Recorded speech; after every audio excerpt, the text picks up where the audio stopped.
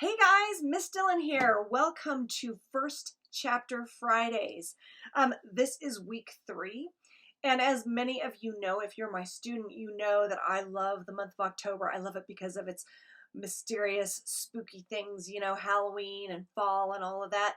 And so to celebrate that, I am reading a book by Karen McManus called One of Us is Lying.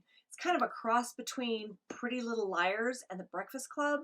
It has all the mystery of Pretty Little Liars and all the stereotype of The Breakfast Club. So with that being said, here we go. One of Us is Lying by Karen M. McManus, Chapter 1.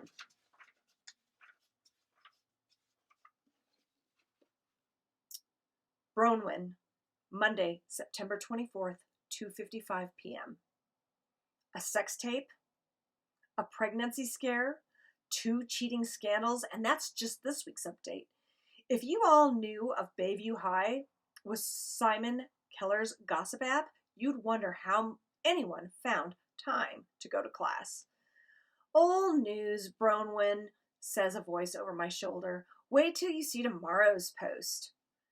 Damn, I hate getting caught reading about that, especially by its creator. I lower my phone and slam my locker shut. Whose lives are you ruining next, Simon? Simon falls into step beside me as I move against the flow of students heading for the exit. It's a public service, he says, with a dismissive wave. You tutor Reggie Crawley, don't you? Wouldn't you rather know he has a camera in his bedroom?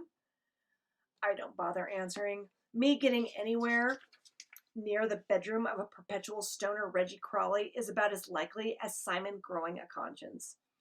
Anyway, they bring it on themselves. If people didn't lie and cheat, I'd be out of business. Simon's cold blue eyes take in my lengthening strides. Where are you rushing off to, covering yourself in extracurricular glory? I wish, as if to taunt me, an alert crosses my phone. Mathlete practice, 3 p.m., epic coffee, followed by a text from one of my teammates. Evan's here. Of course he is. The cute mathlete, less of an oxymoron than you might think, seems to only ever show up when I can't.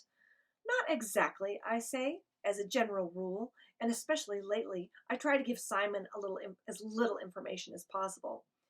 We push through green metal doors to the back stairwell, a dividing line between the dinginess of the original Bayview High and its bright, airy new wing. Every year, more wealthy families get priced out of San Diego and come 15 miles east to Bayview, expecting that their tax dollars will buy them a nicer school experience than popcorn ceilings and scarred linoleum. Simon, still on my heels when I reach Mr. Avery's lab on the 3rd floor, and I half turn with my arms crossed. Don't you have someplace to be? Yeah, detention, Simon says, and waits for me to keep walking. When I grasp the knob instead, he bursts out laughing. You're kidding me. You too? What's your crime? I'm wrongfully accused, I mutter, and I yank open the door. 3 other students are already seated, and I pause to take them in. Not the group I would have predicted, except one. Nate McCauley tips his head back and smirks at me. You make a wrong turn. This is detention, not student council. He should know. Nate's been in trouble since 5th grade, which is right around the time we last spoke.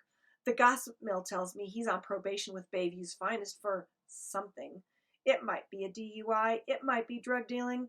He's a notorious supplier, but my knowledge is purely theoretical. Save the commentary. Mr. Avery checks something off on a clipboard and closes the door behind Simon. High arched windows lining the back wall send triangles of afternoon sun splashing across the floor, and faint sounds of football practice float from the field behind the parking lot below. I take a seat as Cooper Clay, who's palming a crumpled piece of paper like a baseball, whispers, "Heads up, Addie," and tosses it towards the girl across from him. Addie Prentice blinks, smiles uncertainly, and lets the ball drop to the floor. The classroom clock inches toward 3, and I follow its progress with a helpless feeling of injustice. I shouldn't even be here. I should be at Epic Coffee, flirting awkwardly with Evan Neiman over differential equations. Mr. Avery is a give detention first, ask question never kind of guy, but maybe there's still time to change his mind. I clear my throat and start to raise my hand until I notice Nate's smirk broadening. Mr. Avery, that wasn't my phone you found. I don't even know how it got into my bag. This is mine, I say, brandishing my iPhone in its melon-striped case. Honestly, you'd have to be clueless to bring a phone to Mr. Avery's lab. He has a strict no phone policy and spends the first 10 minutes of every class rooting through backpacks. Like he's the head of an airline security and we're all on the watch list. My phone was in my locker, like always. You too? Addie turns to me quickly. Her blonde, shampooed hair swirls around her shoulders.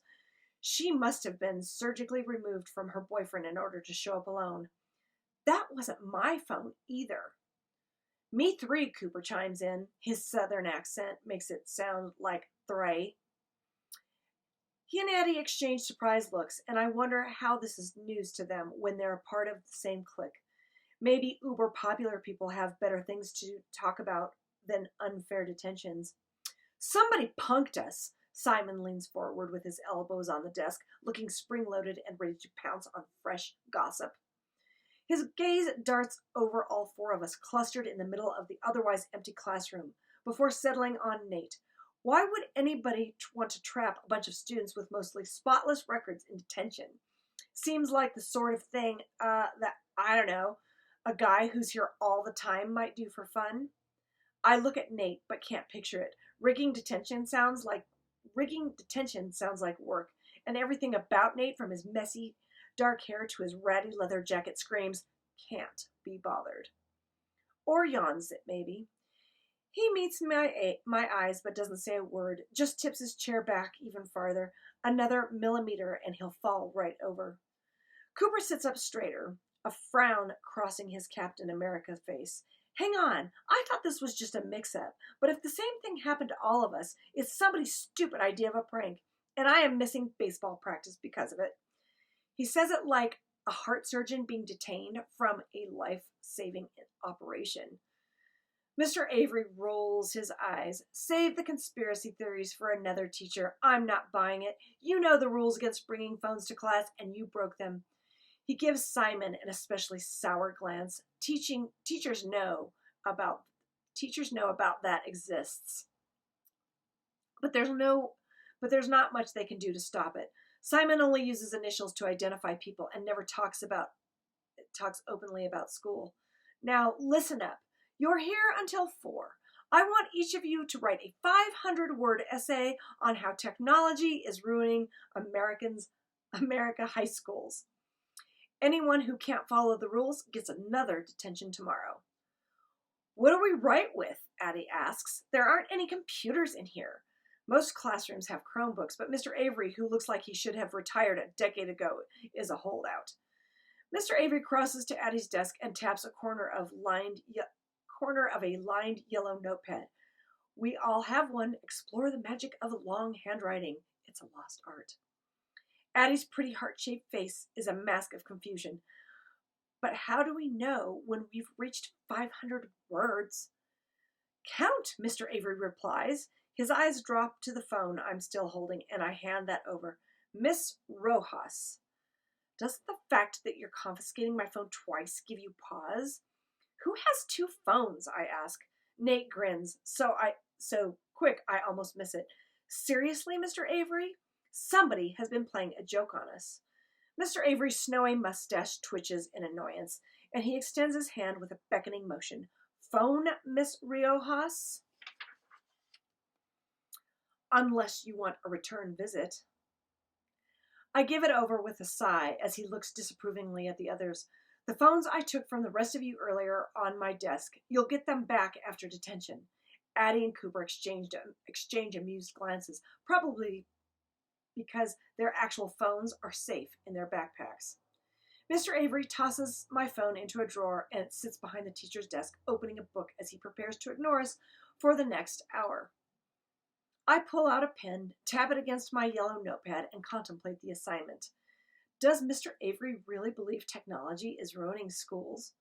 That's a pretty sweeping statement to make over a few contraband phones. maybe it's a trap and he's looking for us to contradict him instead of agree. I glance at Nate, who's bent over his notepad, writing "computers suck" and over in block letters. It's possible I'm overthinking this. So that's not the whole chapter. The whole chapter is really long, but that is Bronwyn's version of events. Bronwyn, oh my gosh, I'll get there, is the brain. And so she kind of talks about where they're at, but then we also hear from Addie, Nate, Cooper, and Simon about their predicament in chapter 1. So I hope you get this book. If you're interested in reading kind of something fun, kind of a mystery, it's really shocking, I'm not gonna lie, who the killer is. Okay, if you have any questions or have any book suggestions that you would like me to take a look at for this, I would absolutely love to do so. And I hope you guys have a great weekend. Ciao.